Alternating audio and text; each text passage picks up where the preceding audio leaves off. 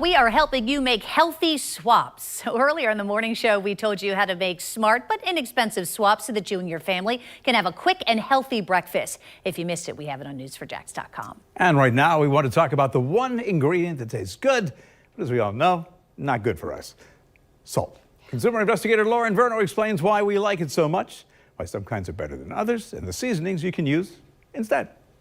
Yes, we know salt is not good for us, but there are a couple of reasons why we crave it. Salt or sodium chloride is a flavor enhancer that can boost the intensity of a dish.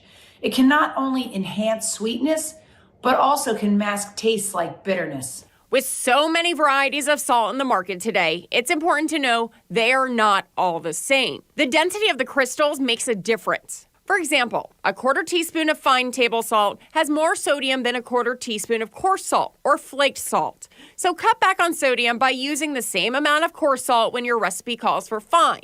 And what about the many alternatives that can add flavor with less sodium? We wanted to determine how the products worked as a salt swap to see if we could tell the difference and if they were better or worse than regular salt. Consumer Reports' taste testing team tried 6 different products on plain foods like rice, scrambled eggs, and popcorn, so the difference would stand out. Here are the tastiest of the bunch. The taster said more in life salt, 50% less sodium, tasted more like the real thing. In rice and eggs, it was hard to tell the difference, but it gave popcorn a slightly bitter taste. Because low sodium salts contain added potassium, people with kidney disease should talk to their doctor before trying them.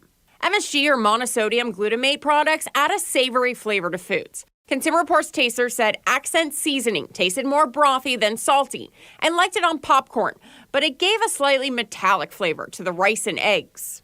Nutritional yeast can be a sodium swap in veggies, soups, and salads. Tasters tried Bob's Red Mill Large Flake nutritional yeast and found it had a cheesy umami flavor. On eggs, tasters preferred it to the MSG.